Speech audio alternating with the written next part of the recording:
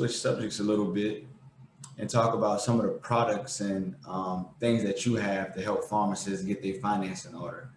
So, if you won't mind, Chris, can you speak a little bit about that, please? Yes.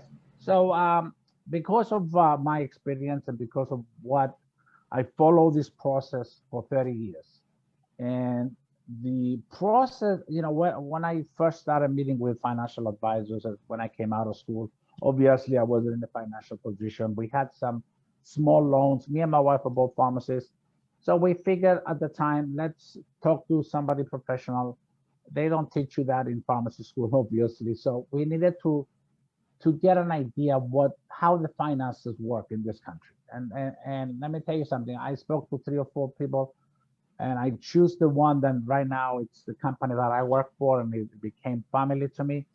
And the reason that I like them is it's because you show me how to use money, but also organize me. I think when the number one thing that I provide to my clients is organization. You have to understand where we are today. Okay, once we get organized and understand this is my problem, this is what I have, we organize it and then we create a plan to solve the problems that we have. It could, not only financially, but also professional. We'll talk about my clients, and this is why I'm specialized in a pharmacist, because they could come to me and say, Chris, I had a bad day yesterday. And I will understand and I know exactly what they're talking about versus talking to maybe a pilot or an engineer that I don't know what their days look like. So the fact is that I understand what their professional careers are. I'm able to offer them this plan that, okay, let me get you organized. Let me get you your cash flow. Let's see your cash flow is. Let me take care of emergency fund. Then we'll look at your debt, okay, and see how we're going to pay the massive amounts of student debt that you have. You might have credit cards because of that, but there is ways. There is nothing. I was talking to a client last week in California. He has $378,000 student loan, and he's ready to give up 6 months after graduation. So I created a plan for him. I said, yeah, it's going to take us some time to pay, but don't lose the fact that you're a professional and this is what you went to school for, that you enjoy life. Don't allow the finances ruin it for you. And after we talked about 3 or 4 meetings, now he understands what he has to do. And the debt is going to get, and his house is going to get. There are always ways that you could tackle problems like that. Yes, yes, yes. Um, One of the things you said was the number one thing that you do for your client is organizing their balance sheet. And how do you do that? Okay, so the first thing I do after we have the conversation and they show interest, I'll email them a 1-page monthly budget. It starts from your day to day, week to week, month to month. And and believe it or not, a lot of the people, a high percentage of people, they never done that exercise. It's a great exercise. You just write down the amount of income goes into your bank account. You subtract all your expenses, and let's see what's left at the end. It's a simple exercise. Why do I do that? It's very simple. When you write things down, things start to make more sense. I was talking to a young lady last week, and she wrote things down, and then I'm going through the list, not to be nosy, but just to make aware. Hey, okay, where's your money going? And she had a gym membership at $75 a month, which I thought it was high, but I figured, hey, Maria, how do you like going to the gym? I didn't say, why you spending the money. I said, how you like going to the gym? And she goes, Chris, I haven't gone to the gym in 6 years, but yet you're paying $75 a month. She goes, I didn't realize that because I had it on auto pay. So just the fact that we did the simple exercise, it benefited just as much me. Than now I understand where her money is going. But she figured out she had another membership for a massage. She's been paying for 3 years. So those two things just saved her $150. Then the question becomes, what do we do with the $150 that now you don't have to spend anymore?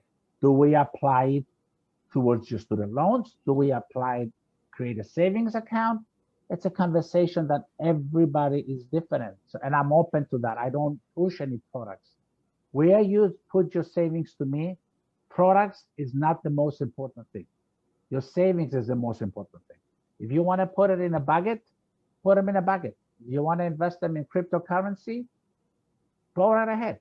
I could advise you, but I would never prohibit you from doing what you want to do. Yes, understand that. Um, so all right, you help them create a balance sheet, organize their life, and then do you teach them paying off debt strategies, or like what's the next step for you on your So the clients? next step, once we created it's one, we're using a platform, it's called LBS, and it's one page balance sheet. It will give you your protection, assets, liability, and cash flow. So when you log in as a client of ours, you'll see your financial world in one page, and you know where you're doing well, you know where you're not. There is projection of the taxes you're going to pay.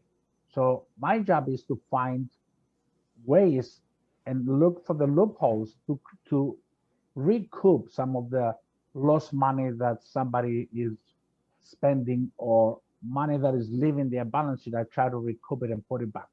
So whenever I redo that, whenever we create a recoup of taxes or a recoup of money wasted, that means our cash flow increases. So once we have that, once we understand what the purpose of paying high interest debt first versus low, I have pharmacies that they pay their student loans, but they have massive credit card debt.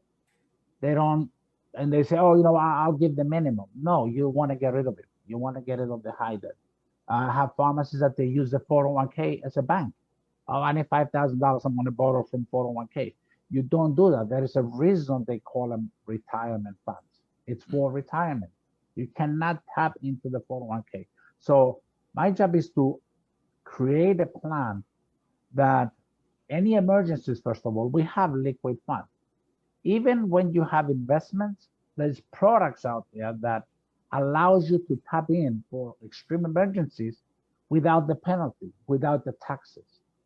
But everything it's all a relationship with my client. It's all conversation with my clients. The better I understand my client, the more I could help them. Not only finances, but as a person too. I could advise them through my experience. I could tell them, not necessarily, and one thing I learned from talking to elderly people, they don't have anything to gain by lying to a young person. The only thing they want to tell a young person is how to help them. So if you understand that, when you talk to an elderly person, they might not be the CEO, they might never have been successful in their life, but the advice they're going to give you is going to be what sometimes they wish they have done. So take it for what it is and use it to your advantage.